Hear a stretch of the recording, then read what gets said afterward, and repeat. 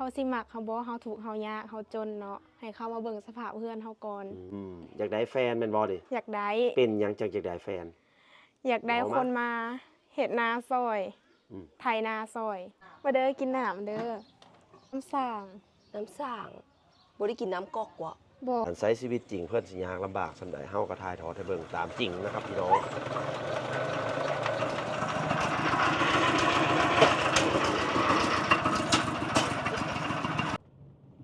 ข้างหน้าสิมีวัตถุระเบิดอีกพี่น้องหน่วยซ้ำใดส่วนมากซ้ำนำห้าเนี่ยเขาเอิ้นว่าลูกโอ้ยลูกใหญ่ซ้ำกำปั้นเขาเอิ้นว่าแบบปืนโคกบ่เขาเอิ้นว่ามากระโดนปืนโคกบ่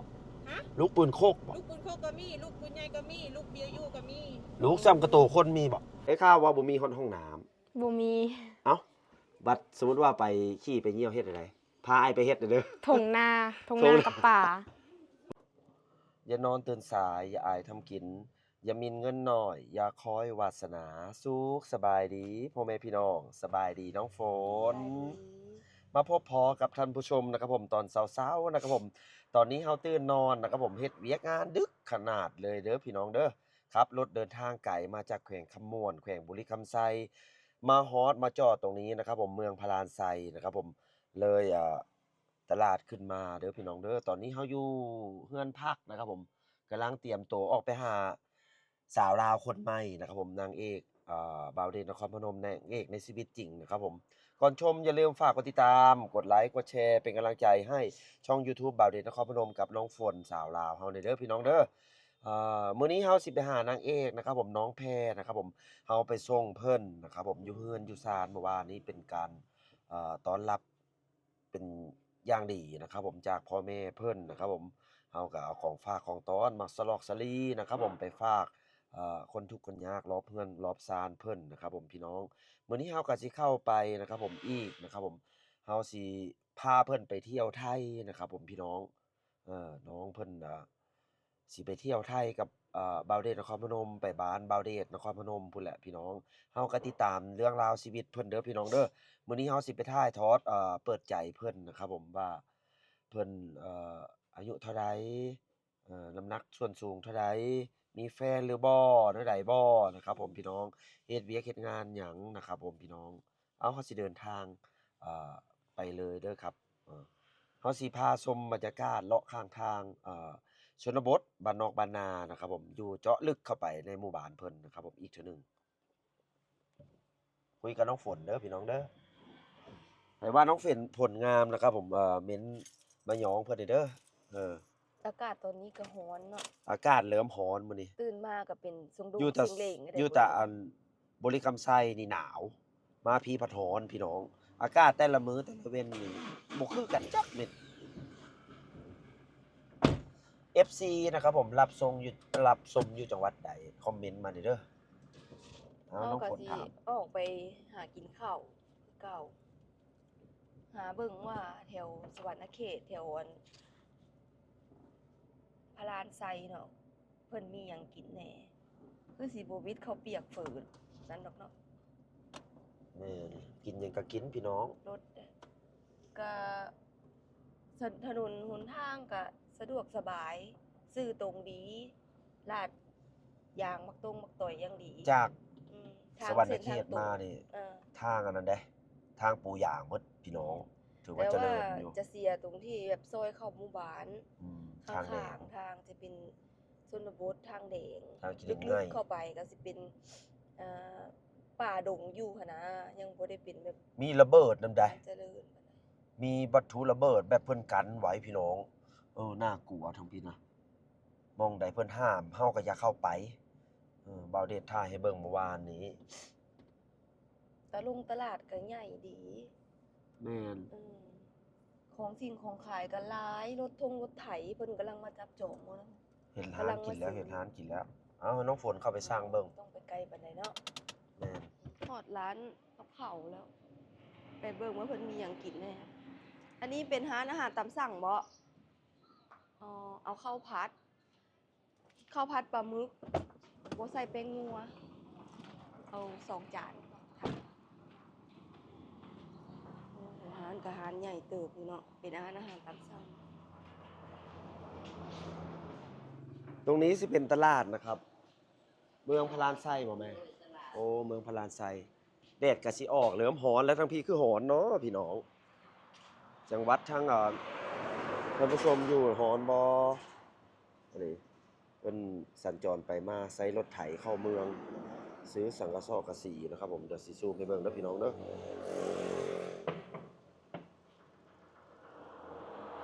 ใช้ชีวิตกับอยู่แบบนี้แหละ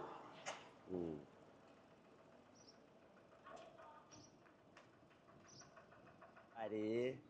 อันนี้เงินครัวเพิ่นเนาะเพิ่นสร้างหยังนี่นะน้องฝนสร้างหยังข้าวผัดโอ้สาวพลานไซงามเด้อพี่น้องเด้อ เฮ็ดแซ่บๆบ่ใส่แป้งนัวเด้อบ่าวเดชนะใส่แก๊สอยู่เนาะทางนี้เนาะบางโมงใส่ถ่านอันนี้อยู่ในเมืองเด้อพี่น้องเด้อโอ้หม้อหยังนี่น่ะคือพี่ลึกพี่หลำเนี่ยขออนุญาตเบิ่งเด้อฮะหม้อหยังอันนี้นะหม้อเฝอเฮาคือโบราณคักแท้มันคือเป็นอันนี้นี่อันต่อกันเลยบ่นี่นะเนี่ยเอามาจากเวียดนามบ่คักอีหลีพี่น้องนี่แหละถ้วยเพิ่นก็เป็นตัวนี้เนาะคักเอาเฮ็ดแซ่บๆท่ากิน นี่แหละครับผมวิถีชีวิตแต่ละพื้นที่แต่ละหม้องก็บ่คือกันเนาะน้องฝนเนาะน้องฝนก็ใส่ชุดงามแท้สีแดงมื้อนี้ ชุดบริจาค ชุดบริจาคได้นี่นะชุดมือสองก็ยังงามป่านนี้พี่น้องจากพี่หยังก็ สุภาพร FC จากโคราชบอกน้องฝนสร้างเนี่ยข้าวผัดบอก ข้าวผัดปลาหมึก ข้าวผัดปลาหมึกรอถ่าจะข้าวพี่น้องรอซิมเบิ่งนะครับผมว่าแม่ค้าทางพีนะครับผมเพิ่นเฮ็ดครัวเฮ็ดอยู่เฮ็ดกินนี่แซ่บบ่นะครับผมดี๋ยว เพื่อนมีแต่ไซส์รถไถเนาะทางนี้เนาะ แม่ เวลาเข้าร ถไถ เมือง ขายดีพี่น้อง นะมาซื้อผ้าห่มซื้ แม่ อปอก เบา ห เด ม ท อน ทายให้เบิ่งแล้วเมื่อกี้นี้ เอาแต่รถไถเข้ามาน อนดึกพี่น้องนอนน้อยเดี๋ยวนี้นะทั้งถ่ายมาแล้วก็เซิงมันเลี้ยงคลิปตัดต่ออีกนะครับผม เมื่อย พี่น้อง เพื่อสิได้นอนตี 1 ตี 2 เพื่อสิได้นอนจนตาบวมหมดละเดินทางก็ไกลพี่น้องเป็นกำลังใจให้บ่าวเด็กกับน้องฝนเด้อเฮ็ดเวียกกะหนักอยู่ได้พี่น้องเอ้ย เพื่อสิได้เมื่อพักอยู่ บ่ได้แม่นมาเที่ยวได้ดินะมาถ่ายมาเป็นอาชีพเลยนะครับผมพี่น้องถ่ายทำชีวิตจริงนะครับผมเพื่อสิได้แต่ละคลิปนะครับผมพี่น้อง หาคลิปหาส่วนวิวทัดสวยงาม มาให้ เพื่อ เบิ่ง สิได้ให้ FC เบิ่ง ครับบ่ธรรมดา เห็นบ่อน เด้ ใด อ ก็เฮาก็อยากถ่ายทอดให้ผู้ชมได้เบิ่ง แม่น เนาะ บางคนอยู่ไกลอยู่ต่างประเทศนี่เพิ่นก็อยากเบิ่งนะครับผมวิถีชีวิตของสาวลาวจนๆคนบ้านๆหรือว่าแบบลูกทุ่งนะครับผมพี่น้องย้อนยุคไปถึง3-40 ปีก่อนของทางไทยทางอเมริกาแห่งไกลครับผมพี่น้องหรือว่าทางยุโรปนี่เพิ่นเจริญแล้วนะครับผมเพิ่นก็อยากเบิ่งแบบวิถีแบบหวานๆนะครับผมหรือว่าหนุ่มสาวบ่าวไทยมาจีบสาวลาวนี่ก็สิถ่ายทอดให้เบิ่งไปเรื่อยๆเด้อพี่น้องเด้อถ่ายทำมันนี่เป็นชีวิตจริงนะครับผมบ่ได้สร้างละครบ่ได้สร้างขึ้นมาเองนะครับผมถ่ายชีวิตผู้สาวลาวคนโสดแล้วก็มีหนุ่มไทยคนใดมักนะครับผมก็เหมารถเบาเดชมาหรือว่าสิมาเองก็ได้นะครับผมคิดค่าเหมารถมาหรือว่าเติมน้ำมันให้มานะครับผมมันก็เป็นธรรมดาก็พามาได้อยู่หรือว่าสิมาเองขอคำแนะนำก็ถ้าว่างก็สิแนะนำให้ถ้าบ่ว่างก็บ่ได้แนะนำ ก็รอจักหน่อยเพราะว่าคนถักมาหลาย เฮาบ่มีเวลาตอบ ครับ แชทตอบไลน์เลย อันนี้ก็ยังนอนดึกแล้วพี่น้อง เออ เดี๋ยวห้องก็สิไปสัมภาษณ์น้อง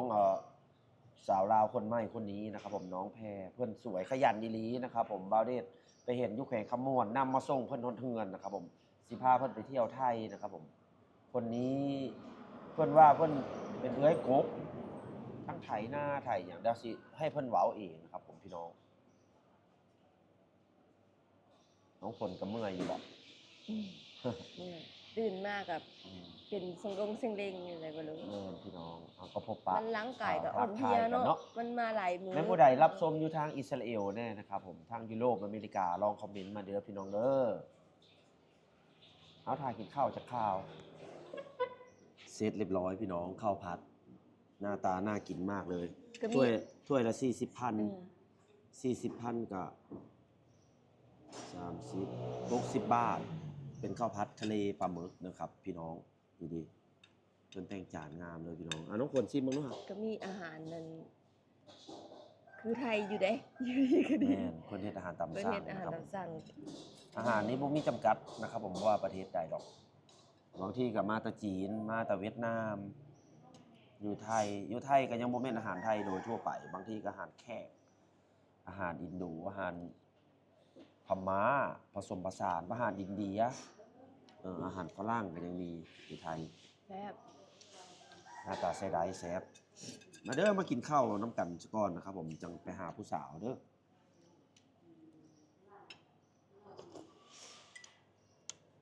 น้ำจุบมันก็มี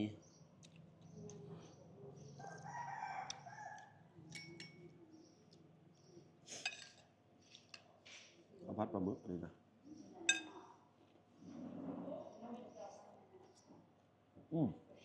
ใช่ใหญ่ใช่ใหญ่ บ่ใส่แป้งนัวก็แซ่บเนาะ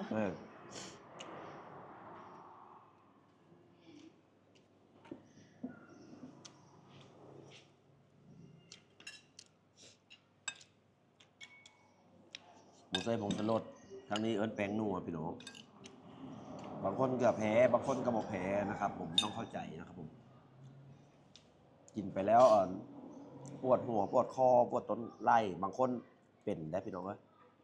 FC เป็นบ่กินแล้วปวดแบบนี้ปวดกินผงชูรสหลายนะครับ บางคนก็ใส่เป็นจ่องใส่หลายเกินไป อยู่ทางพี่น่ะเขาเจ้าเน้นผงชูรสเขาเจ้าใส่หลา บาง ย เทื่อตำบักหุ่งใส่หลายบางคนเด้อบ างคน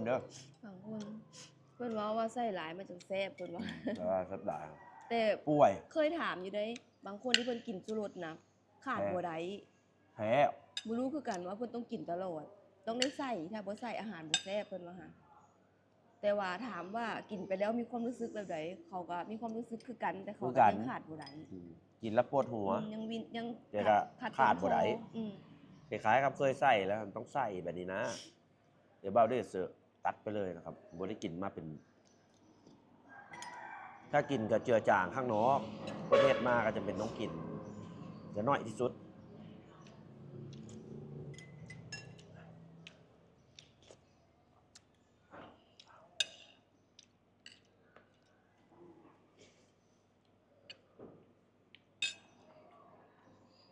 ตอนนี้เฮาก็ได้กินข้าวอิ่มเรียบร้อยแล้วเนาะต่อไปก็สิเข้าไปหมู่บ้านของน้องเพไปเบิ่งว่าบ้านเพิ่นกันดารส่ำใดแบบเพิ่นว่าบ้านเพิ่นบ้านนอกแฮงเพิ่นว่าว่านี่ก็เบิ่งมาเลยสิซะ เมื่อวานนี่ก็เบิ่งขาวๆมื้อนี้สิพาไปเลาะชมในเฮือนเพิ่น มาฮอดค่ำว่ะ เมื่อวานนี้มาก็ค่ำก่อน พาก็สิขี้ฝุ่นไงแดงแบบนี้แหล้วพี่น้อง บิ่ง เวลาเจอรถมากเขาไปทำมอเตอร์ไซค์จะบ่ให้เบาครับผมแต่อีตนเพิ่นสัญจรไปมาข้างหน้าสิมีวัตถุระเบิดอีกพี่น้องถ่ายให้เบิ่งเมื่อวานนี่เนาะสีแรงๆวันนี้กลางเว้นเห็นชัดเจนเลยเด้อพี่น้องเดี๋ยวขอแทรกก่อนเด้อ ใช่ไหมบ่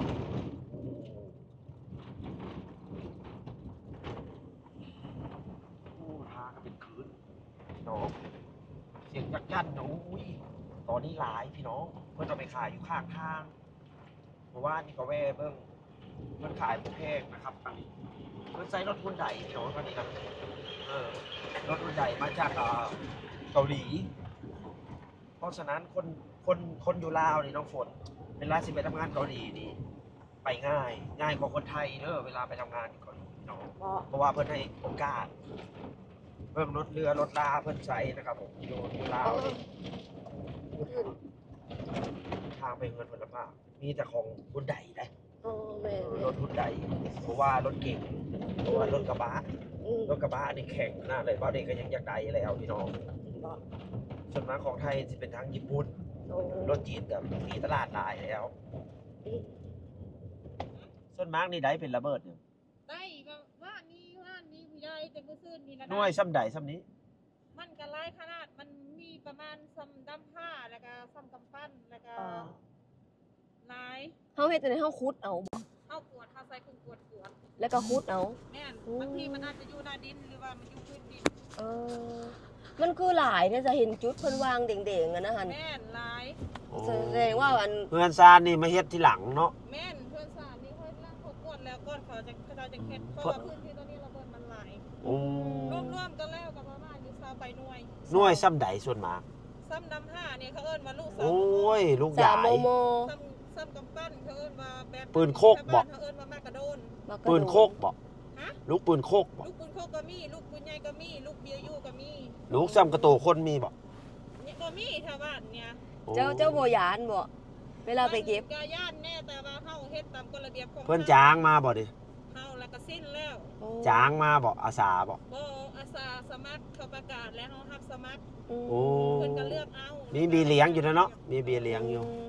เอา เอา สิมาก็เฮียนฮู้ก่อน โอ้ จังได้เฮ็ดลงมาเฮ็ดเวียก สมมุติว่าเห็นแล้วเฮาเฮ็ดจังไดเอิ้นเขาบ่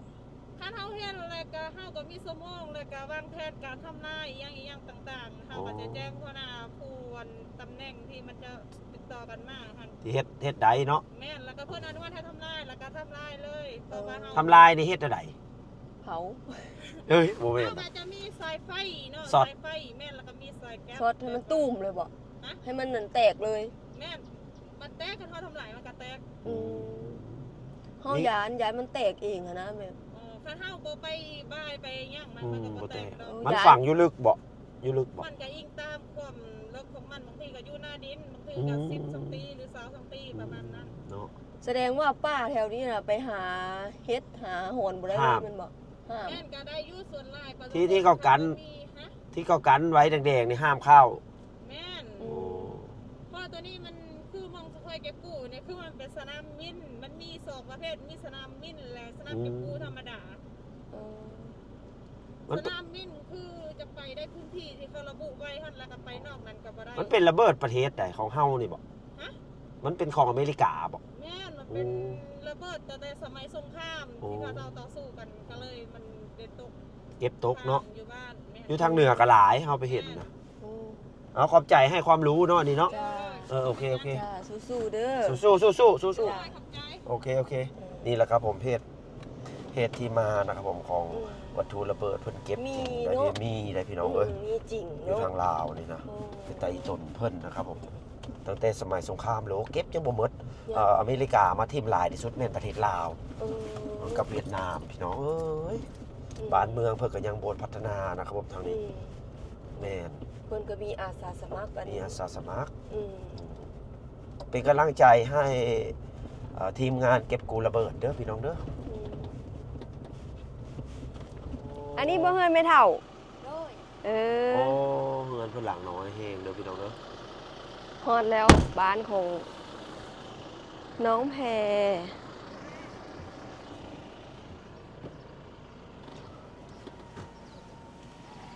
มาฮอดเฮือนน้องแพรเรียบร้อยแล้วเนาะ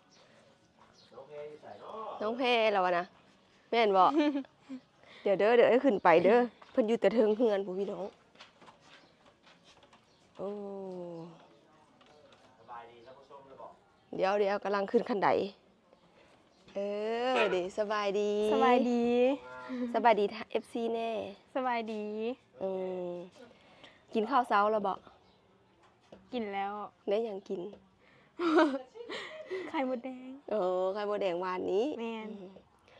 มื้อนี้ผ่านไอ้เบาเดทกับเอื้อยเลาะชมเฮือนซานเจ้านี่เด้อ โดย อืมเบิ่งเฮือนซานเพิ่นเป็นแบบใดอยู่กันจักคนอยู่กับไผนะอันนี้เป็นคิดตะไผเนาะเมื่อวานนี้มาก็เห็นแล้วเนาะ แม่น อืม ได้ข้าวมากินน้ำชางบอก มาเด้อกินน้ำเด้อ โอ้ กินน้ำสางเนาะ อ๋อ มาเด้อกินน้ำเด้อ โอ้อันนี้บ่น้ำเดี๋ยว แม่น อันนี้น้ำหยัง น้ำสาง น้ำสร้างบ่ได้กินน้ำก๊อกบ่ บ่ ไปเอาอยู่ไสน้ำสร้างนี่ เอาอยู่นา ไปนาผู้ แม่น ขี่รถหยังไป รถไถ รถไถไปแก่เอามาติ แม่น โอ้มันเป็นสีคือสีน้ำนมเนาะ ชุมเจ้าก็กินน้ำมานี่บอก แม่นกินน้ำนี่ มืดบานเลยบอก แม่น เป็นรสชาติบ่ได้น้ำนี่ คือน้ำธรรมดานี่แหละ หวานหวานๆนัวๆ เพราะว่าแม่ว่าเมื่อวานนี้คือบ่ได้ซื้อกินซะ บ่มีเงิน อืม ถูกยาก อืมน้ำสร้างนี่หันเย็นได้เนาะ แม่นเย็น ตุ่มไอนี่ก็ตุ่มไห้นี่ก็เข้ามาคัก กินเลย ตักลองเบิ่งดูอาซิมให้ท่านผู้ชมเบิ่งดูเป็นรสชาติแบบใด ไปเอาน้ำในไฟเท่าใดถามเราเนี่ย เย็น อืม ไปเอาน้ำในไฟเท่าใด ไปเอาน้ำนี่เข้าไปได้ได รถไถบอก รถไถ รถไถ เอามาเบิ่งรถไถนะ ไปพาไปเบิ่งรถไถ เอาให้เบิ่งหนู ไป จับรถไถหายไปรู้ไอ้ข้าวว่าขับรถไถเป็นบอก อันนี้คือกระตุกน้ำที่เข้าไป เอาน้ำ แปลวน้ำเนาะรถไถเจ้าบ่นี่นะ แม่น อืมอันนี้บ่ไว้ไถนานะ แม่น โอ้ไป ขับรถเป็นบอก ไปทั้ง เป็น นาแล้วก็เข้าทั้งในเมืองรถคันนี้บ่ แม่น โอ้ เอาลองมาหนูสาธิตให้เบิ่งหนูอืม มันสิติดอยู่บ่ ไหวบ่เนาะอันนั้นเฮ็ดหยังน่ะ เร่ง คันเร่ง เร่งก่อนเนาะ แม่น เออ เราไถนาเป็นเลยนะยามนานแหละสิไถนาให้ท่านผู้ชมเบิ่ง แม่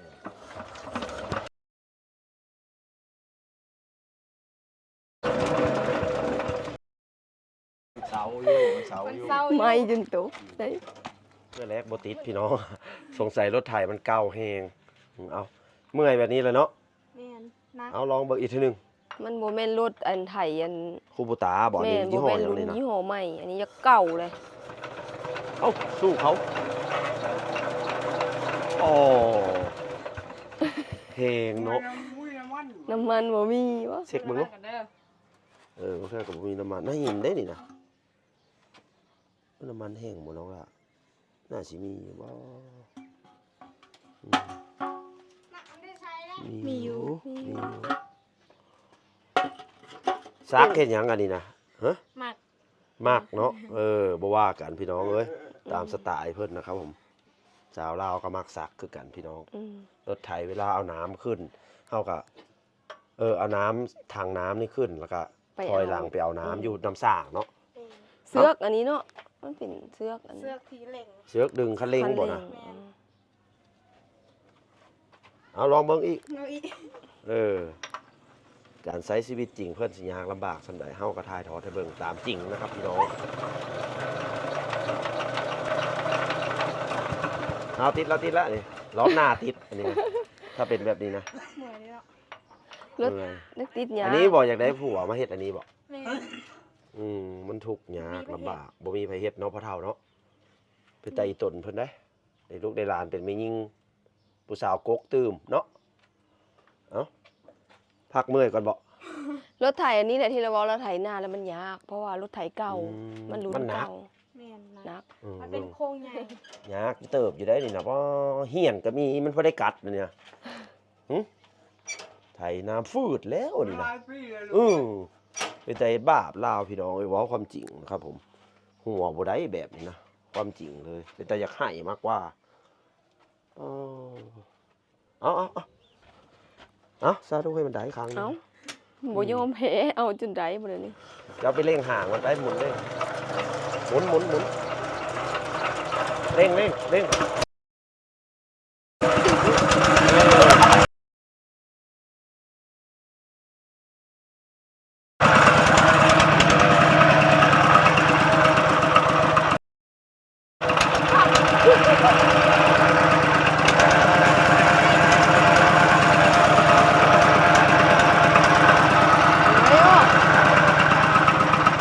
ครับเมาส์ออกเลยดิเมาส์ออกเลยดิ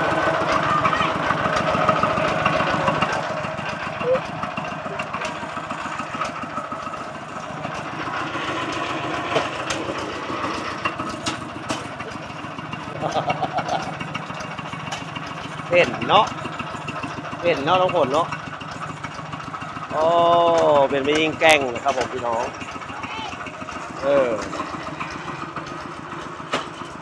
เกียร์ยังไงน่ะโอ้เฮ็ด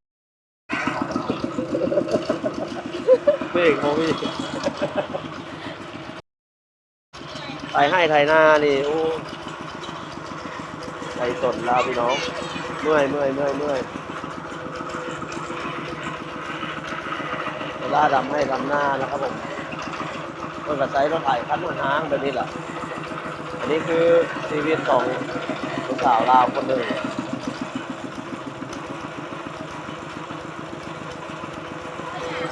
คอยสู้เขาบอกเอ๊ะมาขึ้นซอยกัน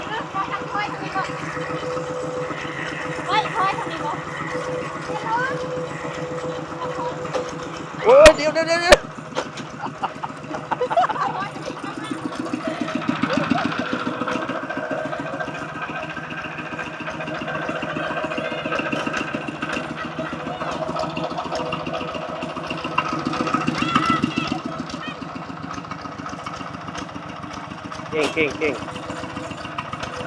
เดี๋ยวจะเอาไปอันเลี้ยงเอาพี่น้องเลยนี่นะเราดูเรามั่น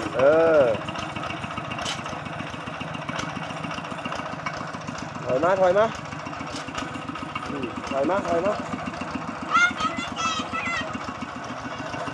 โอ้เก่ง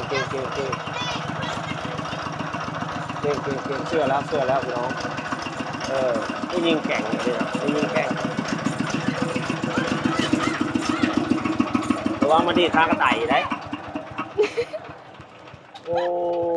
รถไถอันนี้มันแพงเนาะ เป็นแห้งมันแห้งอยู่ไหนแต่โค้งนี่มันบ่ดีมันเครื่องน่ะดีอยู่เว้า โอ้ นี่แบบว่าถ้าเปลี่ยนโค้งใหม่หรือว่าเอาโค้งคูโบตาเนาะโค้งสยามนะพี่น้องช้างเล็ก มันสิเป็นโค้งง่ายเบรกอันนี้มันแข็งอันนี้คือว่าเบรกกับบ่มีบ่แม่นเด็กบ่ติดยากอยู่เป็นอยู่นะจ๊ะขับเข้าขับออกได้ก็ถือวันนี้เฮาสิมานั่งสัมภาษณ์กันเนาะน้องสาวเนาะเอาไหมของไหมเป็นชีวิตการใช้ชีวิตดำรงชีวิตลาวนะครับผมมาเปิดใจเปิดอกน้อยๆนี่ก็ครับเป็นบ่กระจ่างสัตว์เลยซอยเอ้ยเด้อห้ามเด้ออันนี้น้องชายนี่แหละน้องชายทั้งมันมีแต่คนน้อยๆพี่น้อง น้องชายก็เป็นเบิ่งผู้เฒ่าผู้แก่อยู่เฮือนนี่นะเฒ่าหมดแหละเอาลงเว้าความแท้เนาะอีพ่อฮู้อันเสียงฮู้ก็บ่ได้ยินบ่แล้วเว้าบ่ได้ยินเลยบ่ได้ยินคอยได้ยินคอย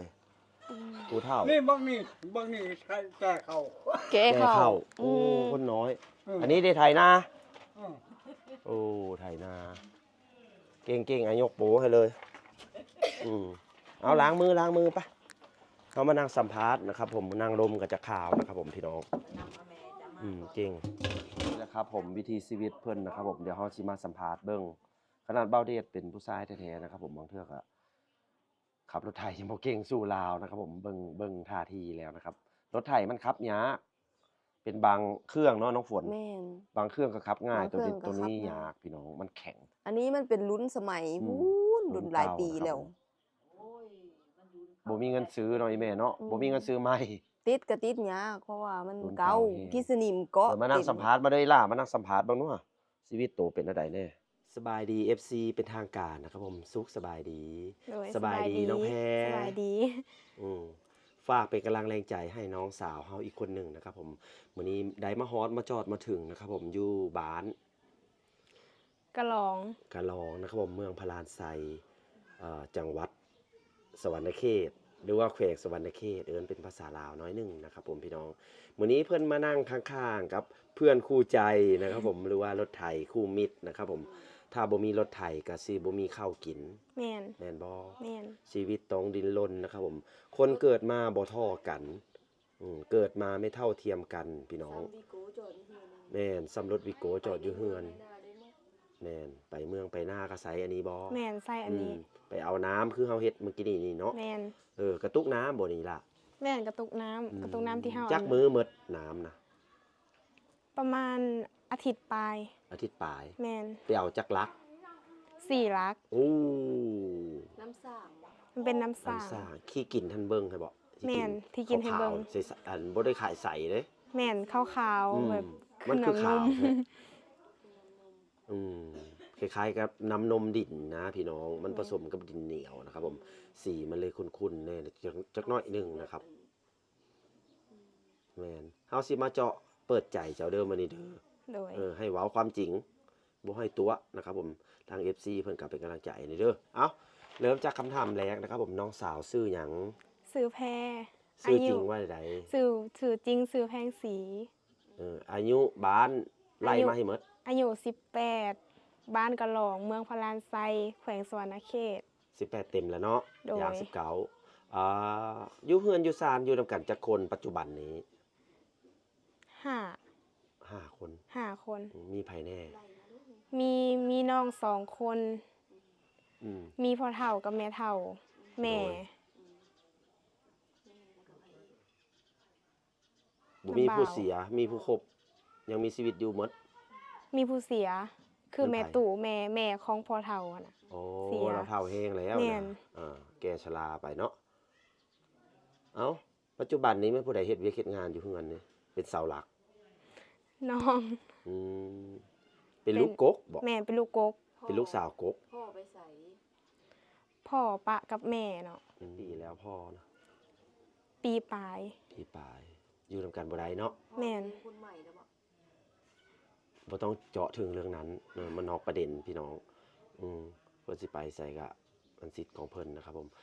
เฮามาถามเรื่องราวของน้องเพิ่นนะครับผมเจ้าประกอบอาชีพหยังคุมื้อนี้หลังจากออกงานนี่มา นา ขายเฮ็ดนา ยามให้ยามนาอย่างเดียว แม่น ถ้าบริเฮ็ดนาก็คือสิไปทำงานคือเฮาเห็นกันเนาะอยู่เมืองท่าแขกนะครับผมไปเห็นน้องเพิ่นเฮ็ดอาหารแล้วก็เสิร์ฟพร้อม เป็นแม่บ้านนั่นแหละเฮ็ดงานรอบนะครับผมเดี๋ยวบาเดชมื้อนี้สิเอาเมือไทยนำนะครับผมเอาพาเพิ่นมื้อเที่ยวไทยเอามื้อเลี้ยงดูจักหน่อยนะครับผมให้เพิ่นสบายแน่จักหน่อยนะครับผมเฮ็ดอยู่นำบาเดชก็สิบ่ทุกข์ปานใดนะครับผมมาเปิดใจเท่านี้น้องยังโสดบ่ โสด อยากได้แฟนแม่นบ่ดิ อยากได้ เป็นหยังจังอยากได้แฟน อยากได้ เอามา คนมาเฮ็ดนาซอย อืม ไถนาซอย เว้ามาแล้วไปตาให้แล้วนะเราสิให้แล้วเมื่อยแทนอายก็ดี มีหยังก็อายก็สิซอยเด้อ โดย อายก็อีตนน้องน่ะเห็นมาแล้วดุเด้อพี่น้องเอ้ยย่างนี่ไปเป็นลูกน้องเพิ่นย่างวนซ้ายวนขวาเสร็จหันเสร็จนี่บ่ได้หยุดบ่ได้หย่อน ยุดก็บ่ได้เพิ่นหา หายบ่ แม่นหาย อืมการเวียกงานที่คำม่วนเว้าให้ฟังในเฮ็ดหยังแน่ ตื่นมาเฮ็ด ตื่นมาจากโมงเอ้าเอาอีกแล้ว ตื่นมา6 โมง อืม เลิกงานตีห้า5 ทุ่ม 5 ทุ่ม ห้าทุ่ม เก็บร้านแล้วเด้จักทุ่ม กับร้านพอดีตี 1 ตีหนึ่งเป้า เฮ็ดพิสัง อืม โมงนี้เฮ็ดหยัง 6 โมงตื่นมาเตรียมของ งานหรือว่าถาดอันนี้ฮะเบาเดสิเว้า ทั้งงานทั้งถาดรวมเลย เนาะไปเฮ็ดแล้วรู้สึกว่าใดๆเอ้ามันบ่คัก เมื่อย เมื่อยก็จำยอม เมื่อย เนาะ กะยอม เพราะว่าเฮาถูกข์ โอ้ บ่มีเอ่ยบ่มี เอามา อาย หลาย มี อยากให้นำ มี พี่น้อง อันคนเดียว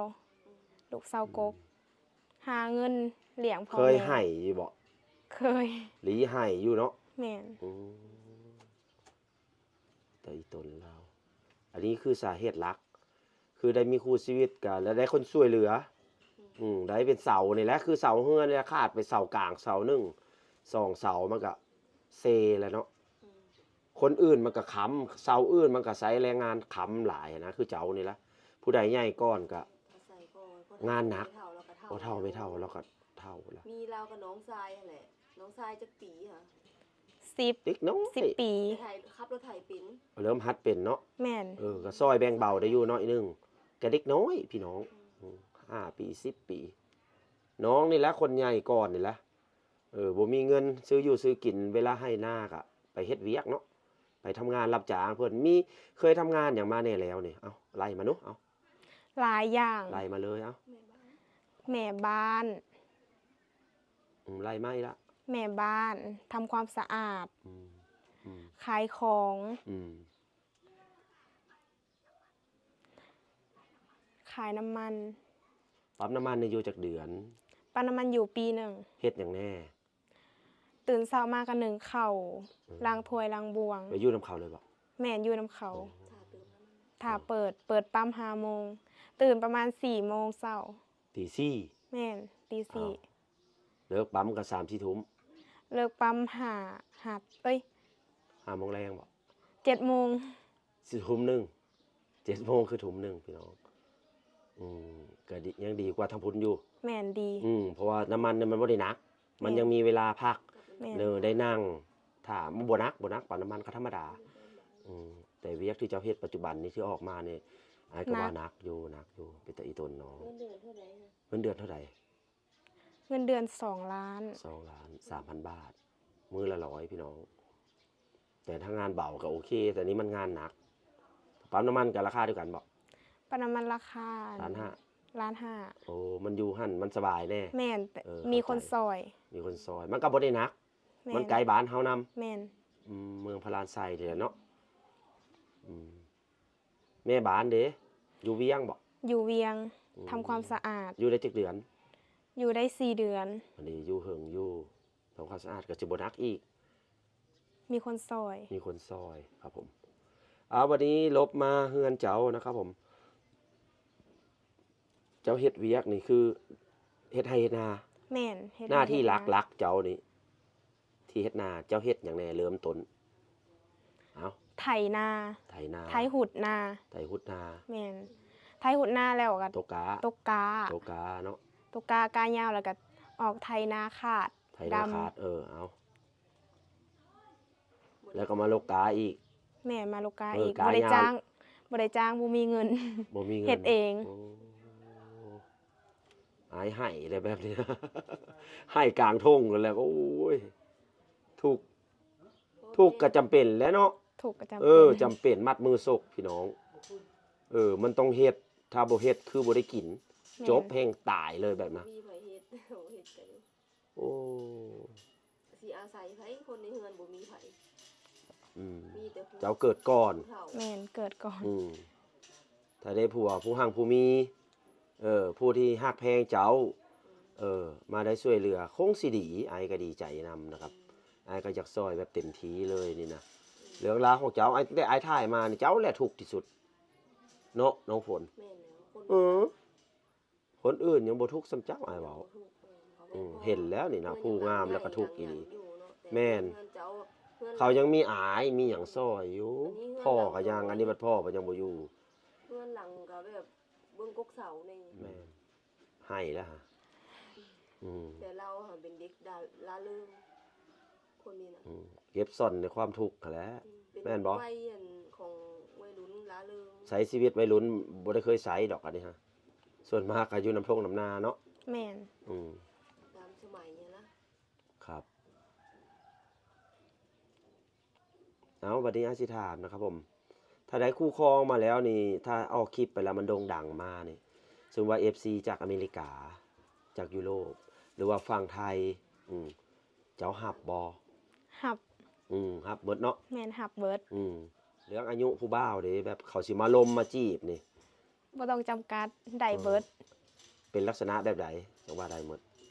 แบบ มาเบิ่งหน้าตาหุ่นรูป มา ร่าง เบิ่งหน้าตาแม่น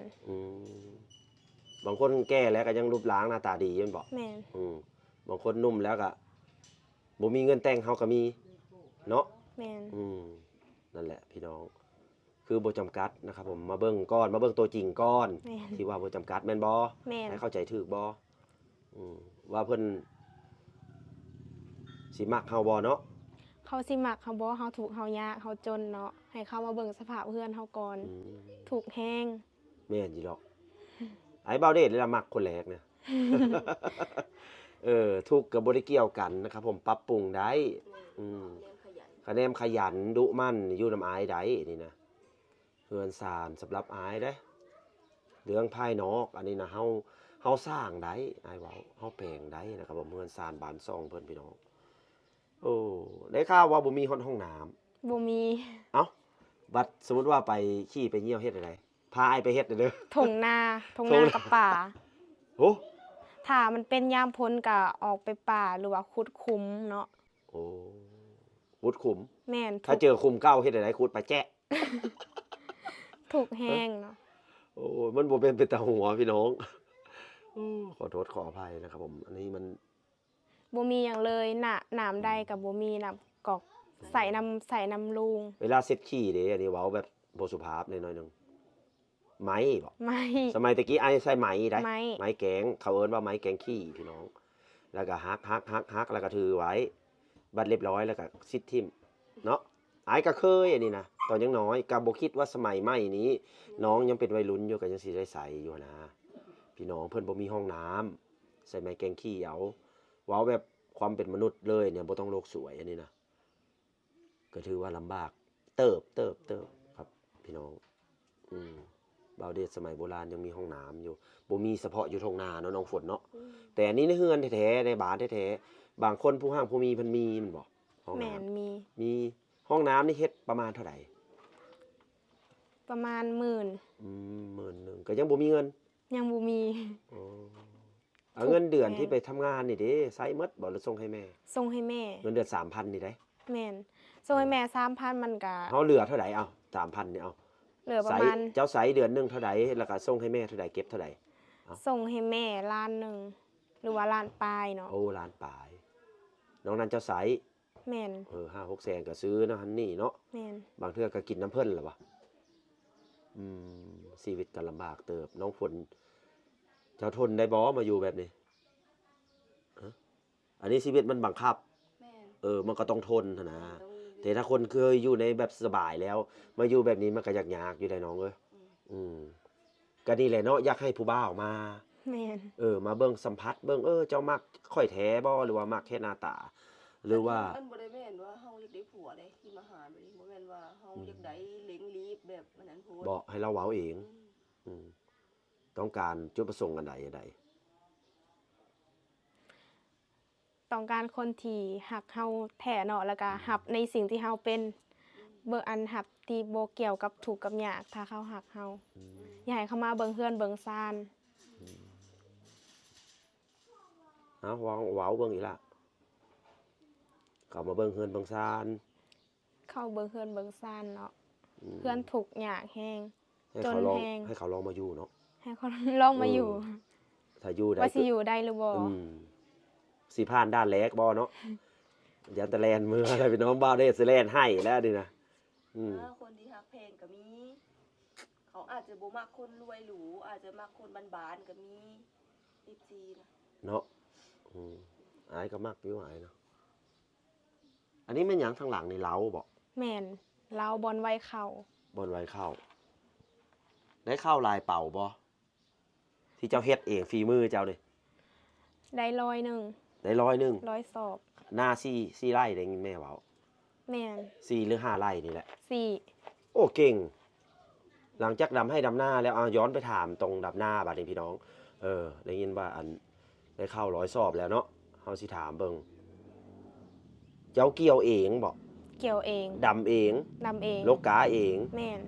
โอ้ จ้างพ่อไหน จ้างหยังเอาหรือว่าบ่ได้จ้างเลย บ่ได้จ้างเลยเฮ็ดเอง บ่มีเงิน ลย จ้าง บ่มีเงินจ้าง ดีเด้แต่ดีค่ะ 4เด้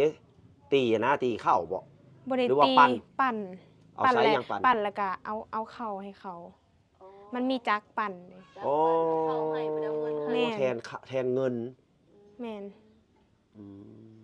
เอา ถูกแท้ บ่ เลย มีเงินเอาเข้าเทน เบามาละอึงเลยพี่น้องเอ้ยเกือบได้4เองเนาะเกือบได้ทุบได้นั่นเองพี่น้อง นึกว่าเอารถไถแบบใช้อันปั้นทางปั้นนะบ่มีซื้อเงินซื้อ บ่มี ก็เลยเอาเข้าแทน แม่น เสียเข้าไปส่วนหนึ่งเนาะจักสอบ 3 สอบ 3 สอบ ถ้าอันว่าถ้า100 แล้วแต่ สอบ จำนวนเนาะ แม่นแล้วแต่จำนวน 100 ต่อ 3บ่ฮะ แล้วแต่จำนวนเข้า เปอร์เซ็นต์เนาะ แม่น หักเปอร์เซ็นต์เพิ่นก็เฮ็ดกันแบบนี้ทั่วไป แม่น ที่คนที่บ่มีเงินปานใด แม่น คนมีเงินก็มีเครื่องปั้นไอ้เว้าได้ แบบอันป้อนเข้าไปปรื๊ดน่ะนะ แม่น พี่น้องคิดออกบ่อยู่เฮือนอยู่ซ่านนี่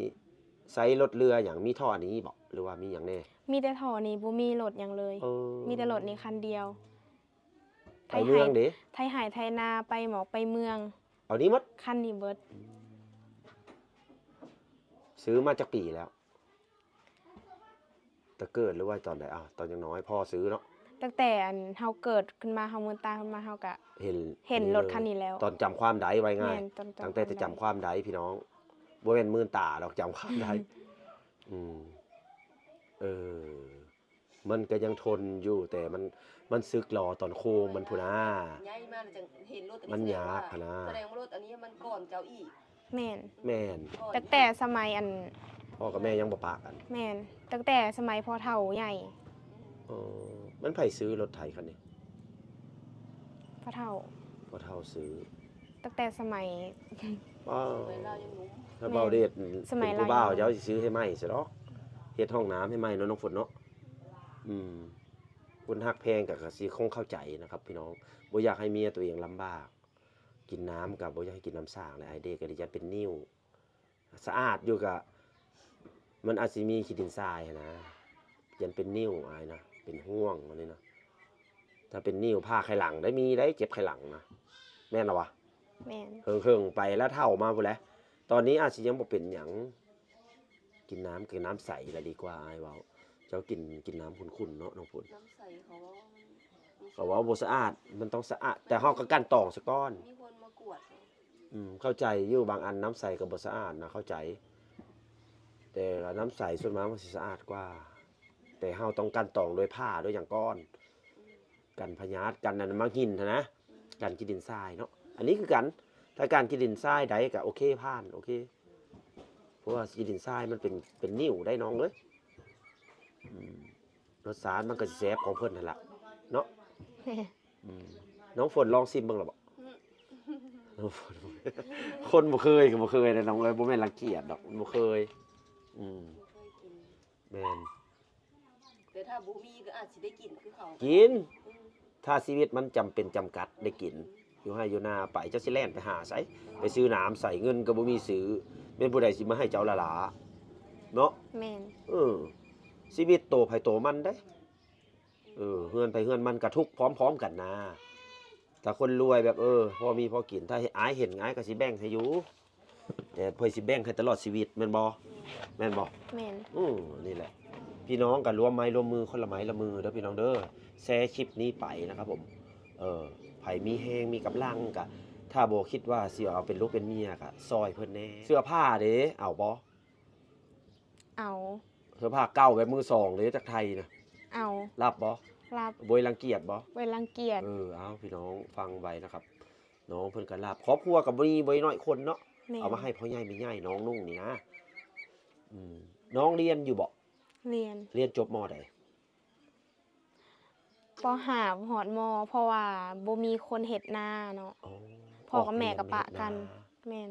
ป .5 เฮ้ยเป็นหยังอ่ะดิ เป็ด เป็ดมาแหบเกือบ เป็ดนี่ก็โหพี่น้องนั่งอยู่ซื่อๆมันมาแหบนี่แหละโอ้ธรรมศาสตร์แห่งบ้านเราเนาะสาเหตุคือออกจากโรงเรียนนี่คือ เฮ็ดนาบ่มีไผเฮ็ดนา บ่มีไผเฮ็ดนา แม่น โอ้เดี๋ยวหน้านี่เฮาสิได้มาถ่ายหน้าโซเด้อ โดย เพิ่นบ่ได้ตัวได้พี่น้องเอ้ยถ่ายหน้าจริงๆเนาะอ้ายก็ยังบ่เชื่ออ้ายต้องลองเบิ่งก่อนที่แน่ๆเพิ่นขับรถไถเป็นแล้วเชื่อไปแล้วประมาณ 50%ถ้าเห็นจริงอีกก็สิเชื่อเป็น100นะครับผมพี่น้องเบิ่งกันไปเรื่อยๆนะครับผมพี่น้องแต่บ่าวเด็กการันตีเลยเฮือนเรานี่ถูกจนแท้นะครับ พี่น้อง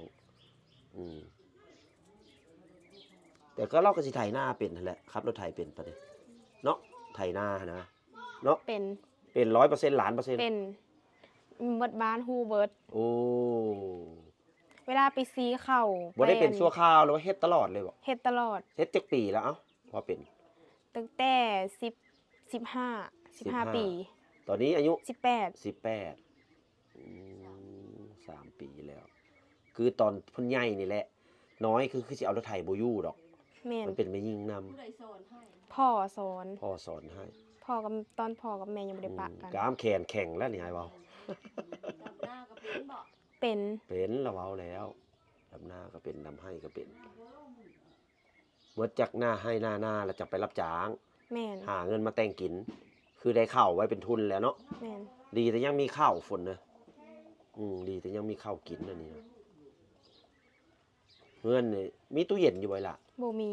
โอ้มีทอด บ่ ละ มี ทัด หยังเลย มีแต่โทรทัศน์กะ เสีย แบบเสีย เออ มีแต่ไว้โชว์ แม่น ของจีนบ่ ของจีน โอ้ค่าไฟเดือนเท่าไหร่ 20,000 ถึง 40,000 อืม บ่ได้ใช้หยังหลายเพราะว่าบ่ได้มีหยัง มีแต่สัตว์แบต แม่น อืมเคยไปไต้เขียดไต้กบอยู่บ่ เคย เป็นบ่ เป็นตัวเนาะ โอ้มื้อหน้าพาไอ้ไปเด้อลงทงเฮาเนาะสาวเลาะทงนะครับผมเลาะทุ่งนะครับผมพี่น้องบ่ยันงูยันอันนั้นบ่ยันหยังบ่ที่เข็บไม่งอด ย่านก็จำเป็นบ่มีแนวกินเนาะ กิน คัน อยู่ สิ บ่ ซื้อ งูกินอยู่บ่ บ่กิน เอ้าบางคนเขากินได้งูเจ้านี่ก็เป็นสาวลาวแปลก ถือ กินยังแน่อาหาร กินอย่างนี้อาหารเจ้าเอาอยู่ในบ้านอาหารแบบป้าๆนะเอ้า ปลา ส่วนหนาเอ้าอาหารเข้าป่านี่เจ้ากินอย่างนี้ หนูกินนก ไล่มาก ระต่าย กระต่ายมีบ่ มี โอ้เจ้านี่แหละกระต่าย หน้าเราคือน้องกระต่ายพันนิพาพี่น้องถ้าเราข่าวเจ้าน้อยในแม่เลย ถ้าเป็นของแบบอยู่ในป่า ถ้าพวกงูบ่กิน ถ้าเห็นดิ ถ้าเห็นก็ บ่ บ่ ขาย เอาบ่ขาย โอ้บกล้าบ่าย แม่นเพราะว่าถือ อายเด้อไอ้มักงู นี่งูอยู่ในหัวนี่ เอากินหยังอีกหน่อไม้ไปหาหน่อไม้ แม่น อืม หน่อไม้แมงแคงเห็ด เห็ดกินทุกชนิด แม่นกินทุกชนิด เห็ดละโงกละงำเห็ด เห็ดละโงกเห็ดละโงก เห็ด เห็ด จังแน่ เพาะ เห็ดเพาะ เห็ดดิน เห็ดดิน เห็ดป่ง เห็ดปวกเด้ เห็ดปวก กินบ่เห็ดปวก กิน ถ้าบ่กินเนี่ยอายเด้อ เห็ดปวกไอ้มักแท้ไปบ่เฮาไปหาเถอะนะ ไป ไปก็ เฮ็ด ไป หลายบ่แม่นคนอันนั้นเอาหมดแล้วบ่ หลาย คนนั้นเอาหมดแล้วบ่เฮ็ดส่วนมากเขาไปไต้กลางคืนเถอะนะ แม่น เออ ส่วนหลายบ่แพ้พวกกลางคืนเขาไป พ เอา วกกลางคืนคนหยา แม่น เนาะเข้าไปน่ากลัวพี่น้องเอ้ยแต่กลางคืนเนาะกลางเว้นไปปุ๊บเรือตะขี้เขา จะไปถ้าไผไปหมู่ย้านบอกไปคนเดียว เอาไปกับหมู่เลย ไป เนาะ กับหมู่ อืมกับน้องกับแม่แม่นบ่ แม่น อืม กระปูเคยกินบ่เคยไปพุดบ่ อืม เคย แต่บ่มัก กับ มีแต่ ปู่ เอาไปหามีแต่ไปหาแล้วก็เอามาให้พ่อเฒ่า อืม เฮ็ดกินให้พ่อเฒ่า เอาต่อไปให้น้องฝนมาสัมภาษณ์เด้อพี่น้อง ทุกวันนี้นะเฮากินข้าวกับหยัง บางมื้อบ่มีแนวกินก็จะมาพริกเนาะ เออ จะมาพริกเกลือ เพราะว่าช่วงนี้มันหากินยาก หน้าแล้ง แม่นหน้าแรง โอ้คะแนนมีข้าว แม่น อืม ที่ก็กินข้าวจี่ปิ้งข้าวจี่ อืมจีข้าว แม่น อืมบ่มีเนาะ ถูกแฮง อืมดีแต่ยังมีข้าวกิน อาหารก็เฮาก็ไปหาตามทุ่งตามนาแหล้วเนาะ แม่น มีหยังก็กินไปวันนี้ไผไปหาบัดนี้คำโพเฒ่าไม่เฒ่ากันเพิ่นก็เฒ่าเลย ไปหาเอง อืมไปก็สิได้บ่ยามนี่มีหยังแหน่ สิเป็นเขียด กลางคืน แม่นเป็นหยังกลางคืน เครียดน้อย แม่นเขียดน้อย เอามาเฮ็ดอันไหนกิน เอามาอ้อ กิน แกง อืมแกงใส่ผักบ่ แม่น ตลาดเดในเมืองนี่เคยเฮาได้ไปดุอยู่บ่ บ่รู้เพราะว่าบ่มีเงิน ไก่อยู่บ่ ไก่ อืม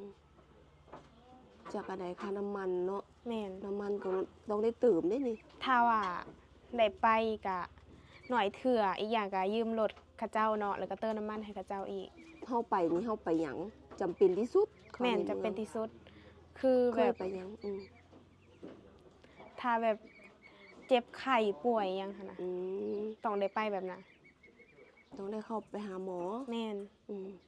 ยาได้สามีกินอยู่บ่อยู่เฮือนยา บ่มี บ่มียาหยังเลย บ่มียาหยังเลย แล้วเวลาเฮาสมมุติว่าเจ็บป่วยมาแบบพื้นฐานน่ะนะแบบเล็กๆน้อยๆนี่เฮาเฮ็ดแนวใด มีแต่อันโทรหาแพทย์เนาะ แพทย์อยู่ไส อยู่อันคนละบ้านหั่นน่ะ อืม มีแพทย์อยู่ เพิ่นนั่นสิเข้ามาเบิ่งให้บ่ แม่น อืม เข้ามาเบิ่งให้ อืม ถ้าเจ็บไข้เล็กน้อยๆเนาะเฮาก็ปล่อยให้มันเซาเอง อืม เพราะว่าบ่มีเงินไปหาหมอบ่มีเงินไปใส่ ครั้งหนึ่งนี่เท่าใดถ้าไปหาหมอ ประมาณ 20,000เนาะก็บ่แพงถ้ารวมเป็นอันทั้งน้ำมันรถเขาทั้งยืมรถเขาก็ประมาณ100,000 อืม20,000นี่คือค่ากวดบ่หรือค่ายา ค่ากวด ค่ายาต่างหาก แม่นค่ายาต่างหาก ยาเนี่ยสิแพงเนาะถ้าเพิ่นเตรียม ค่า จัดยา ค่า ให้ ยาประมาณนั่น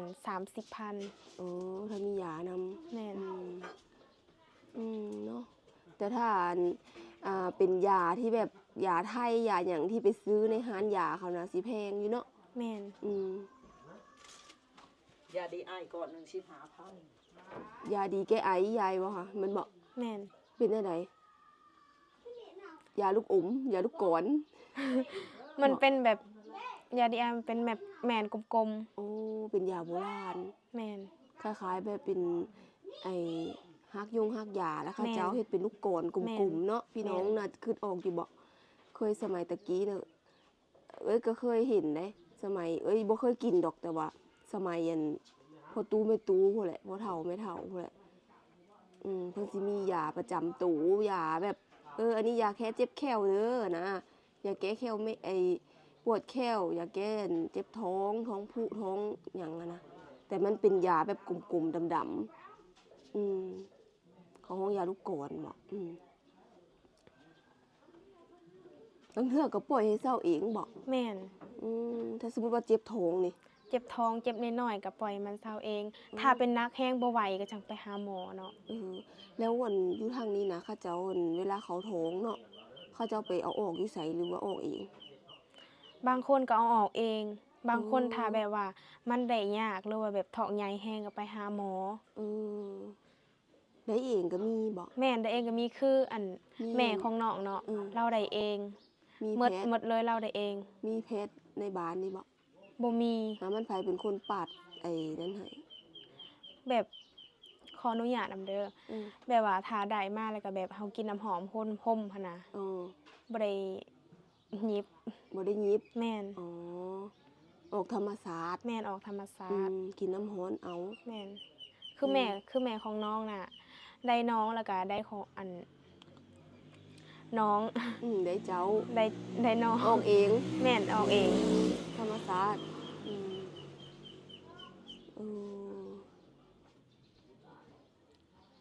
แถวบ้านน้องนี่ เขาแต่งผัวแต่งเมียนี่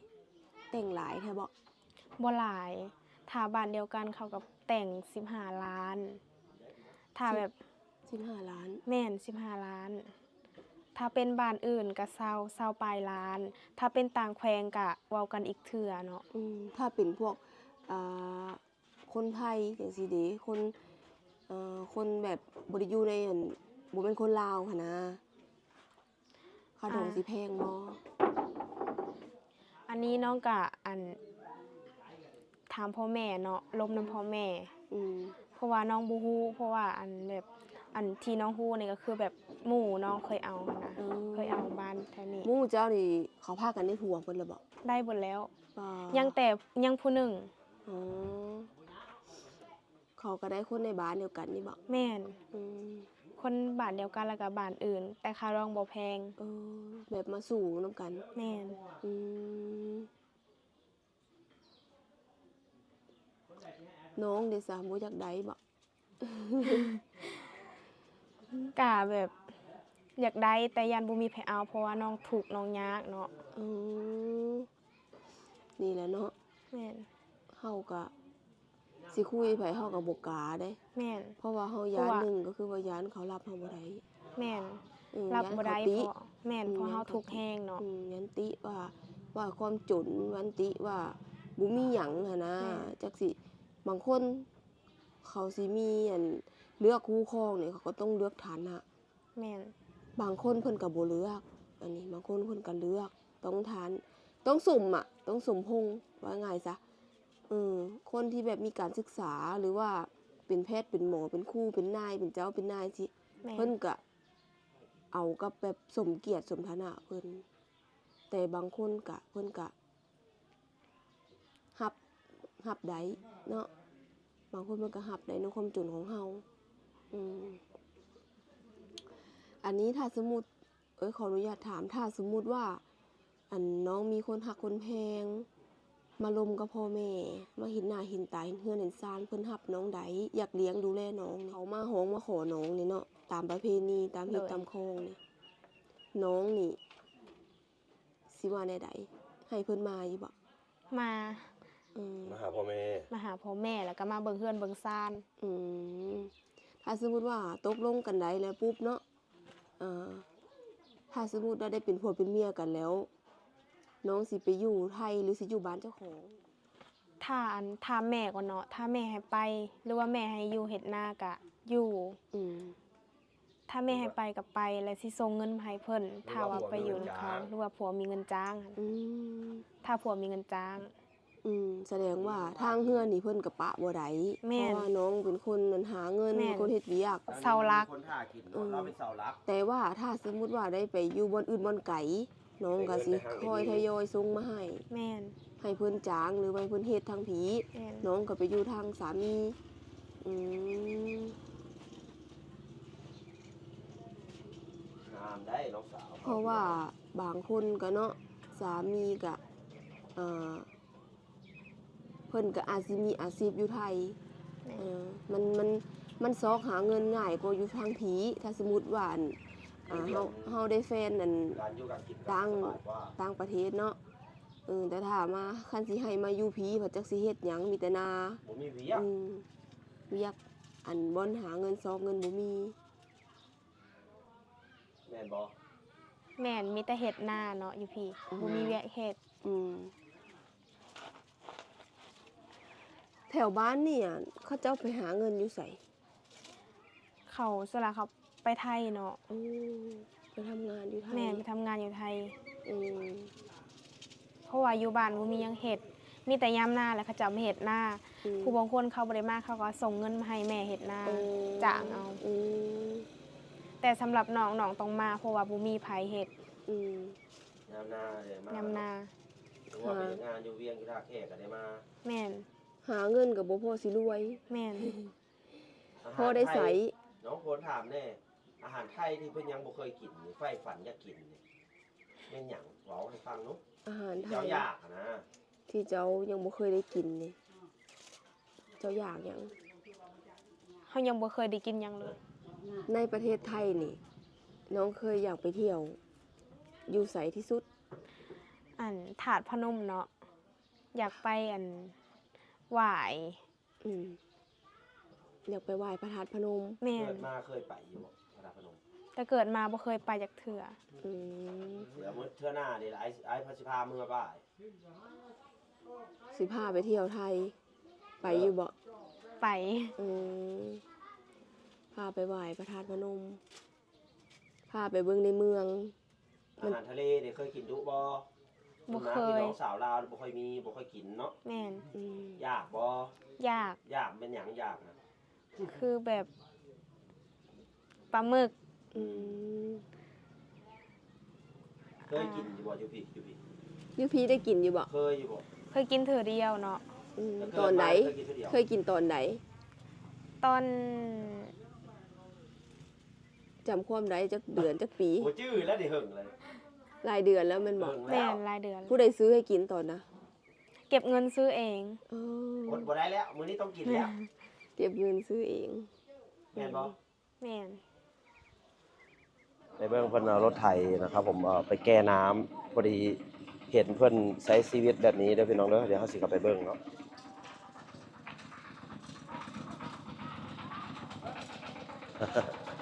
ไปได้บ่ดิออกไปทางไหนอยู่ไสน้ำอ่ะโอ้ถอยไปนี่บ่อ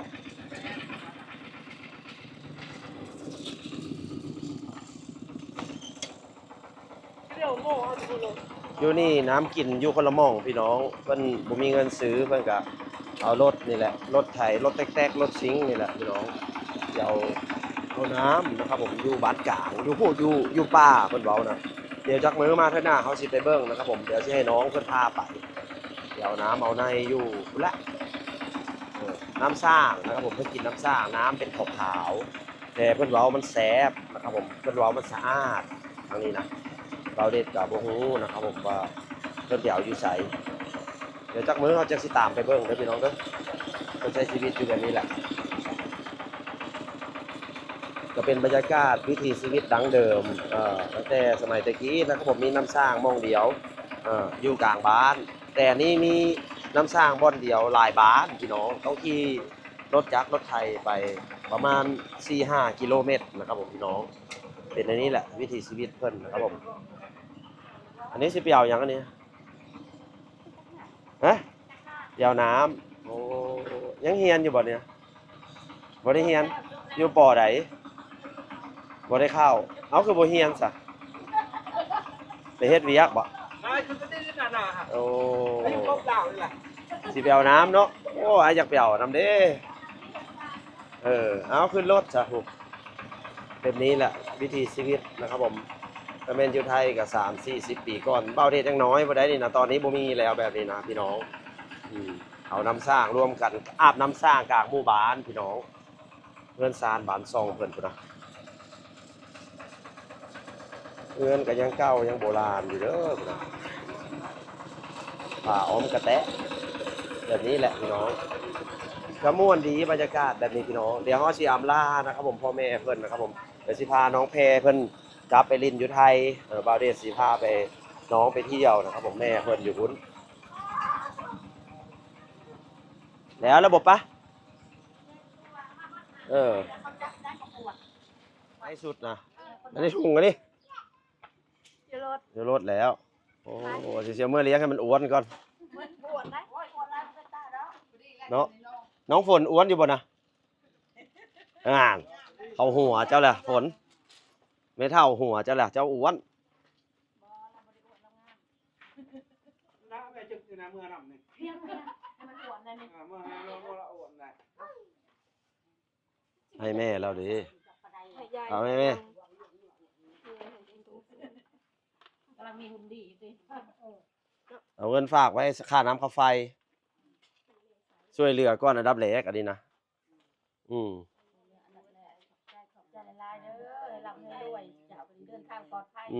เดี๋ยวที่หาผู้บ้ามาเลี้ยงเด้อ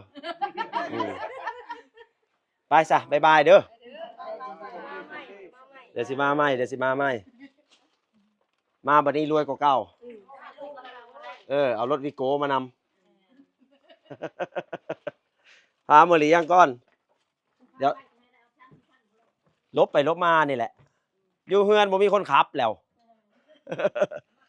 เดี๋ยวสิให้เล่านี่แหละโอ้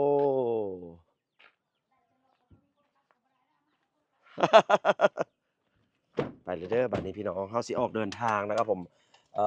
ไปไทยเด้อเอาบอกพี่น้องติดตามแน่ติดตามชีวิตนางฝากติดตามในเด้อเป็นกำลังใจให้น้องแน่ เป็นกำลังใจให้น้องแน่เนาะไปออกเดินทางน้องฝน ฮ้อนแล้ว ตอนนี้เฮาก็ได้เดินทางนะครับผมออกจากเฮือนน้องแพรนะครับผมมุ่งสู่ประเทศไทยนะครับออกจังหวัดมุกดาหารเด้อเพราะว่าน้องเพิ่นอยู่แขวงสวรรณเขตแขวงสวรรณเขตนี่แห้งทุกข์แห้งยากแห้งพี่น้องประชากรหลายที่สุดในประเทศลาวนะครับอันดับ1เลยคือแขวงสวรรณเขตอันนี้ของป้าของหยังเพิ่นก็มันแย่งกันกินหลายพี่น้องประชากรมันหลายมันเลยน้อยมันบ่คือทางแขวงบุรีคำไซทางพุ้นมีแต่ป่ามีแต่ดงน้องฝนไปทางไหนบัดนี้หลงทางละอ้ายเป็นกันดารเป็นแห้งแล้งพี่น้องทางพี่นะทางก็ยังบ่นั้นยังบ่แล้วเสร็จเนาะเอาติดตามชมไปครับพี่น้อง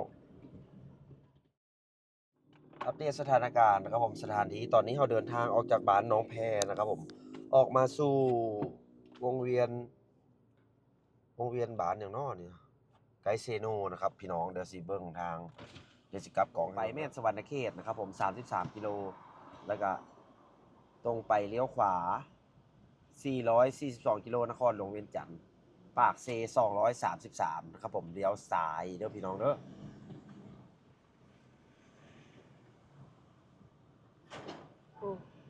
รถโดยสารเพื่อนพี่น้องรถตุกๆทางพี่ก็มีเด้อเนี่ยรถ3ล้ออากาศตอนนี้นะครับผมเป็น37 องศาโหน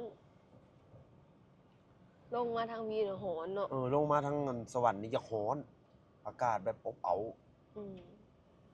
บ้านเซโนเซโนน้อยอันนี้นะ ยังบ่ฮอดตลาดเทื่อ4แยก3แยกน้อยเนาะน้องฝนบ่แม่น4แยก 3แยก แม่นทางหน้าแม่นวงเวียนเซโนปั๊มน้ำมันปตทแล้วก็ปิ้งไก่ที่เฮากายมามื้อก่อน จะอยู่วงกลางเนาะ ตอนนี้เฮาจอดแวะเติมน้ำมันนะครับผมอยู่ปั๊มปตทนะครับปั๊มปตทนี่ของไทยเพิ่นเปิดสาขามาอยู่ที่ลาวรวมหุ้นกับทางสปปลาวเพิ่นตอนนี้อัปเดตราคาน้ำมันอยู่ที่ 18,890 ก็ประมาณ29 บาทจุดเก้า29.9 หรือว่าประมาณตีไป30นั่นแหละพี่น้อง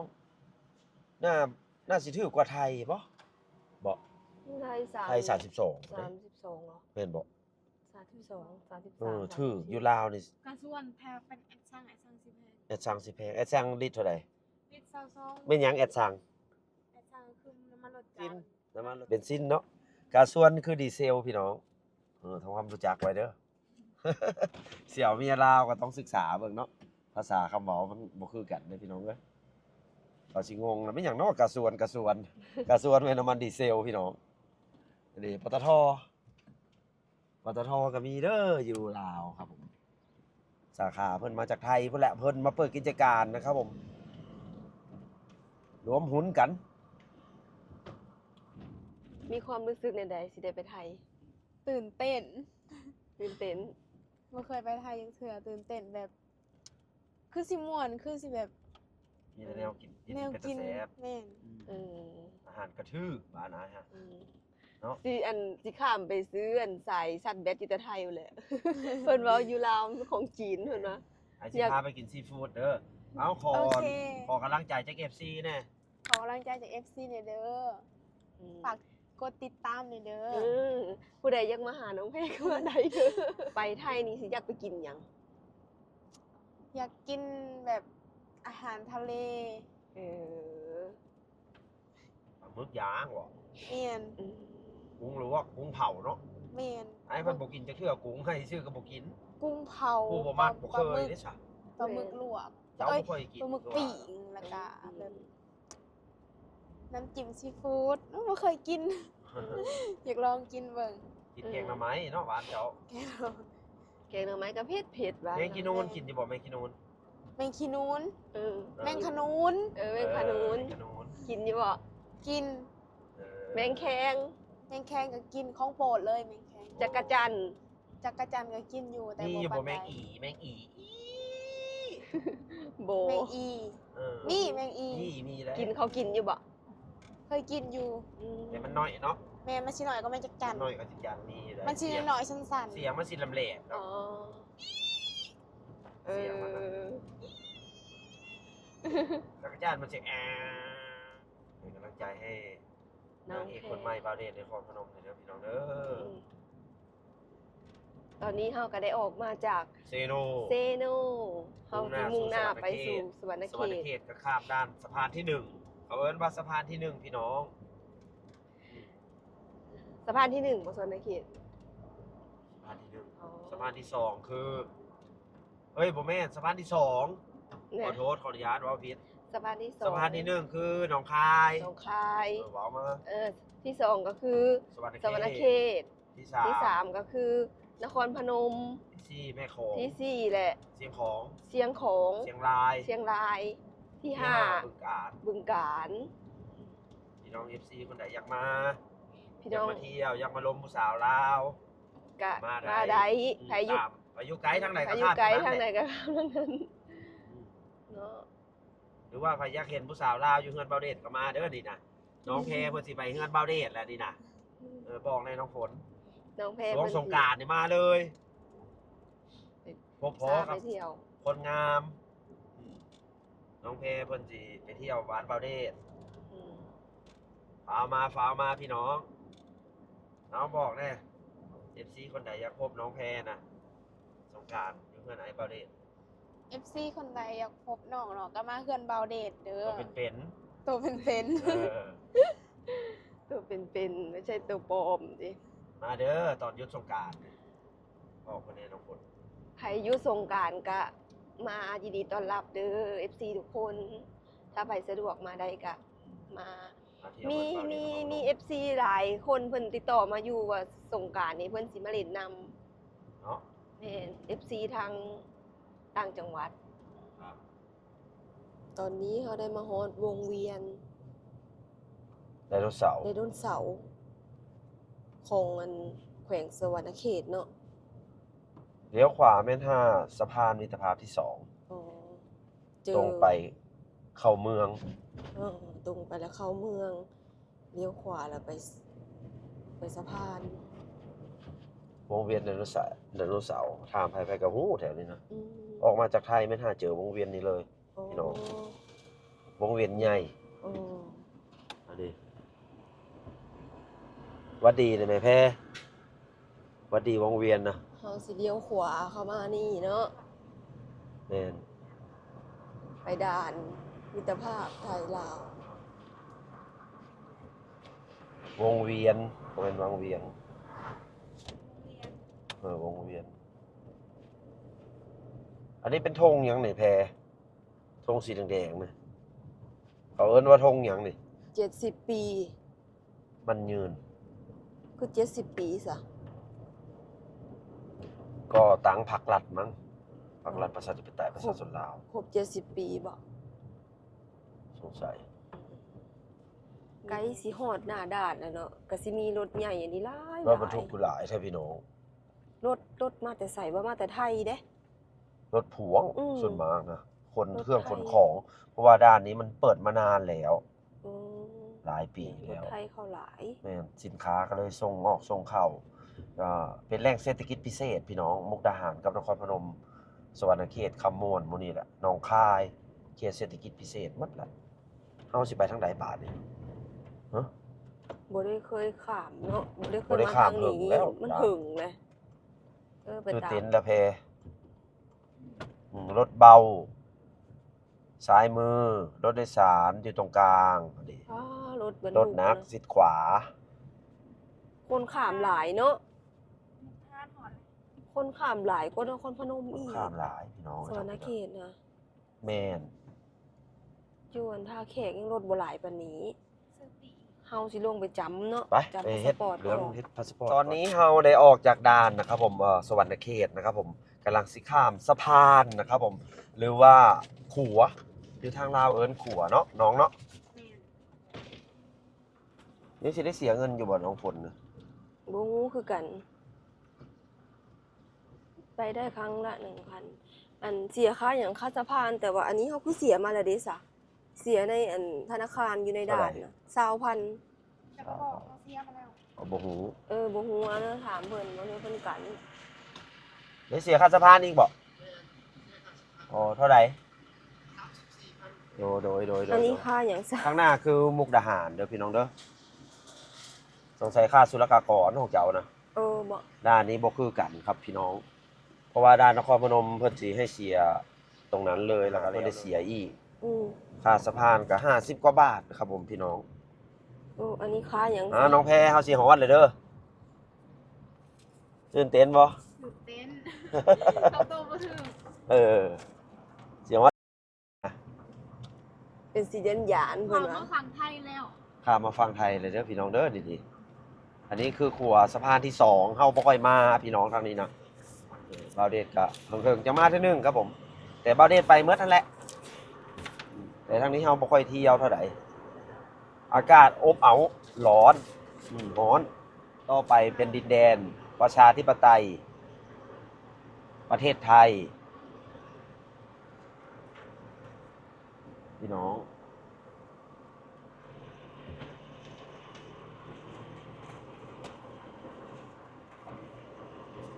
วิวทิวทัศน์งามอีหลีเนาะน้องฝนเนาะ งาม วิวงามเพลงพี่น้องคุณน่ะค้นหาปูหาป่า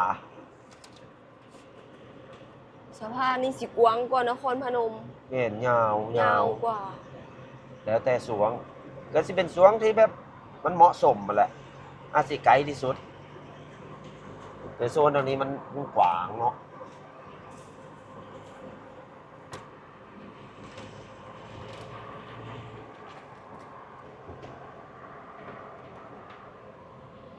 มุ่งหน้าสู่จังหวัดมุกดาหารแล้วก็เลี้ยวขวาออกไปอำเภอท้าพนมอำเภอเรนูนครกับบ่าวเดชอยู่อำเภอนั้นเด้อพี่น้องเด้อจังหวัดนครพนม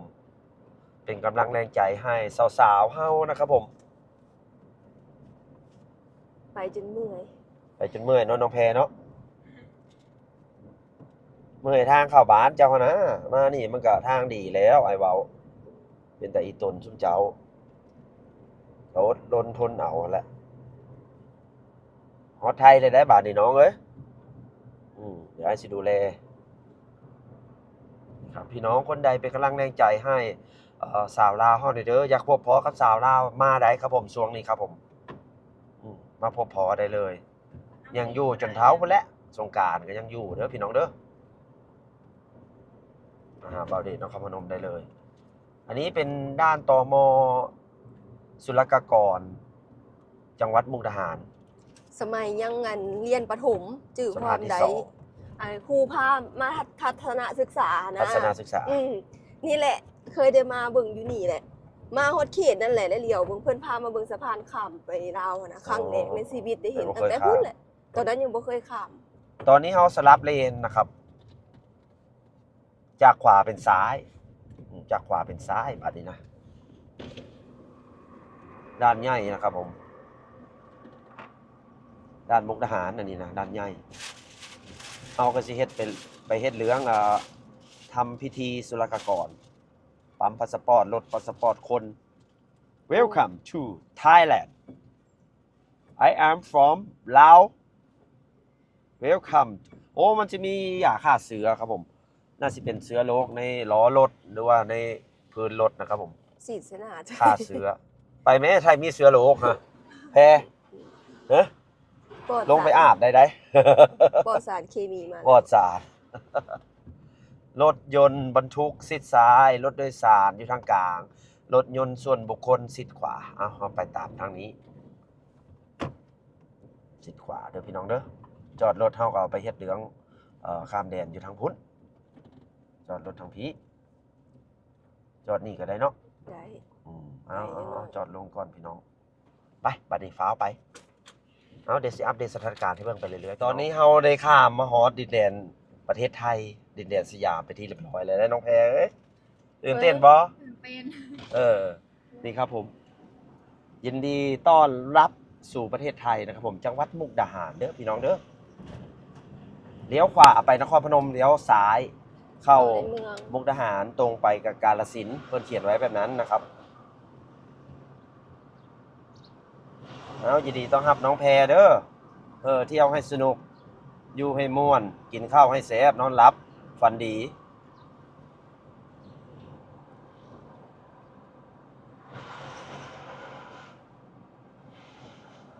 ดีใจยิ้มจนแก้วแห้งโอ้เนาะ เป็นบาปน้องสาวเฮาพี่น้องอัปเดตสถานที่นะครับผมตอนนี้เฮาฮอตนะครับผมแยกแก้งกระเบาทางไปธาตุพนมเจ้าใกล้สิฮอดธาตุพนมเลยได้บ้านาย ตื่นเต้น หลายเอ้าเดินทางไปนำกันนี่แหละส่วนน้องฝนกินหนาวพี่น้องแม่นแวะซื้อของอยู่ของฝากของตอนเนาะ ซื้อมากล้วยหวีนึง ซื้อกล้วยหวีนึง จบมากินกล้วย บ่แม่นลิงเขตจังหวัดนครพนมแก่งกระเบาอำเภอธาตุพนมเข้าเขตอำเภอธาตุพนมพี่น้องมันแดนชนแดนจังหวัดมุกดาหารอันนี้นะเขตธาตุพนมเลยได้บาทนี่นะน้องเอ้ยบ้านแดนสวรรค์พี่น้อง FC คนใดอยู่แถวแดนสวรรค์นะครับผมเม้นมาเด้อแถวอำเภอธาตุพนมนะครับผม FC คนใดอยู่ธาตุพนมเม้นมาเด้อคอมเมนต์มาทักทายกันเนาะแยกเลี้ยวซ้ายข้างหน้าอำเภอดงหลวงตรงไปนครพนมพี่น้องพุทธอุทยานกลับรถแม่งแกล้งกระเบาตอนนี้เฮาได้มาฮอดตลาดบ้านตองนะครับผมอำเภอธาตุพนมจังหวัดนครพนมบ้านเฮาพาสาวๆเพิ่นแวะตลาดนะครับผมซื้อเครื่องของกินแน่จักหน่อย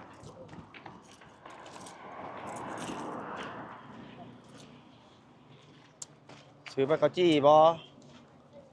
มีบ่ปลากระจี้มื้อนี้นะมีบ่น้องฝน